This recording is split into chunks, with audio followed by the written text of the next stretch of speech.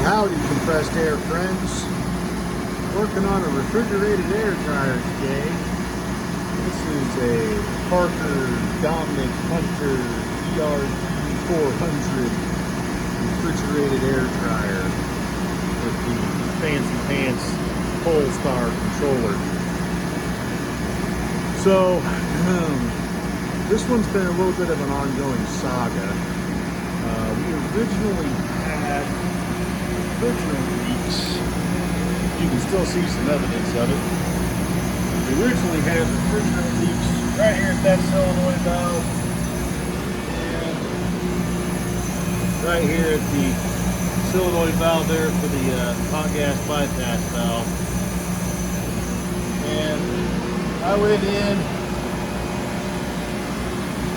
rebuilt the solenoid valves in place, put a new liquid line filter in, just kind of freshened up the charge, all that kind of thing.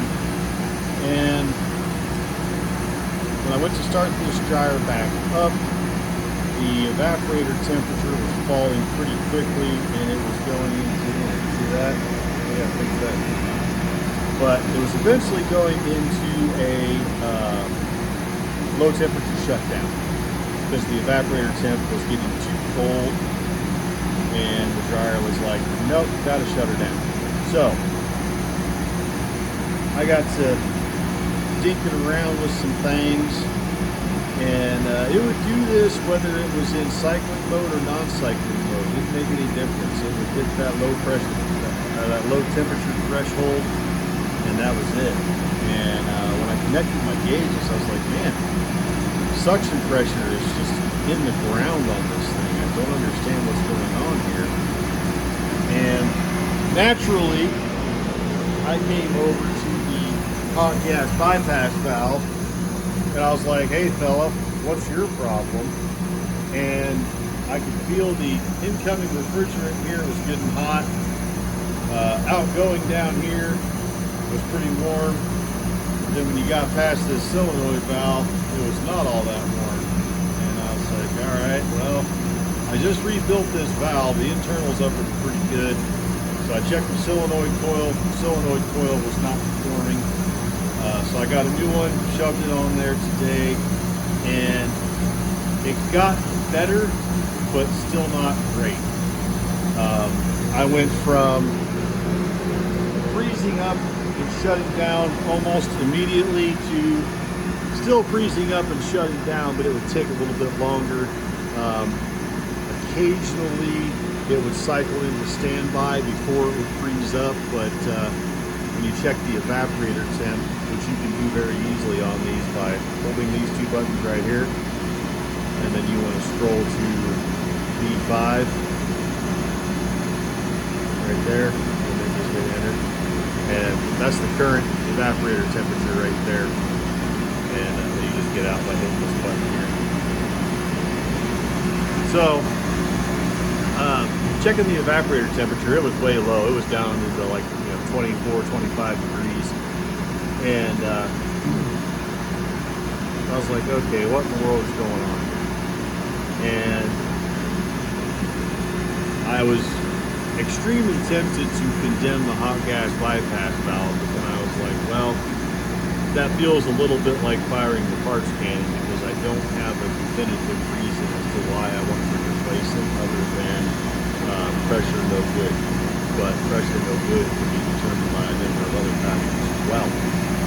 So I got to analyzing my gauge readings, and I thought, man, the condensing pressure on this machine just seemed extremely low, and the fan was kicking on and then cycling right back off almost immediately. I was like, something just doesn't seem right here.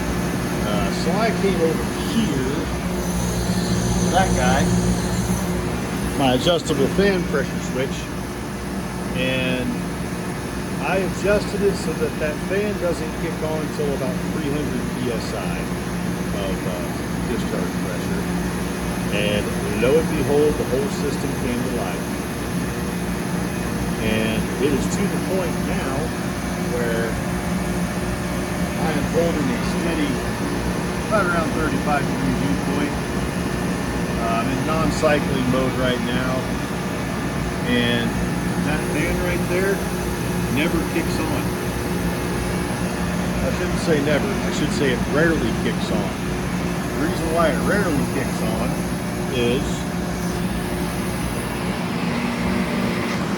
right here, right above the condenser, I've got an AC vent that is extremely cold.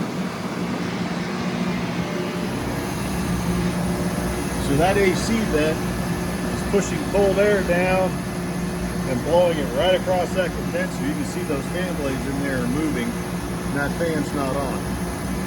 So, the whole reason my hot gas valve was not hot gas valving was because my condensing pressure and temperature was being kept so low by the combination of this AC vent and that fan switch being set too low that I could never get enough differential pressure to crack that hot gas bypass valve, so it would just freeze up. And now that I adjusted the fan switch so that I have a little bit more discharge pressure, everything runs a little bit hotter, I've got a little bit more differential pressure, this thing is performing beautifully. I've been sitting here watching it for probably an hour now, and yeah, I'm 34.8, 35 degrees for over an hour, no issues at all. So yeah, there you go. Sometimes it's not just about swapping parts, sometimes it's about making sure everything is set up for success, right? Because if the fan is set too aggressively and it's keeping things too cold, well, of course you're going to freeze up. So anyhow, I thought that was pretty cool. That's a pretty good wing. And yeah, to me, it's kind of an example of compounding problems, right? We originally hit this thing for a refridge leak, got that all taken care of. Come to find out, our solenoid over here on the hot gas bypass valve wasn't working, which was confirmed by a screwdriver test. I didn't just assume that the solenoid was bad because I couldn't feel anything on the line or whatever. I did pull that solenoid off, stuck a screwdriver in there, and she was not magnetizing. So yeah, we get that fixed, and now we go from almost immediate freeze up to a couple minute freeze up, and figure out that it's a cooling fan setting. So interesting one for today. Good little project on Friday, and yeah, like I said, I'm gonna see if I can find a seal type connector or something for this, because that's not good. Otherwise, we're boxing this thing up. See you, friends.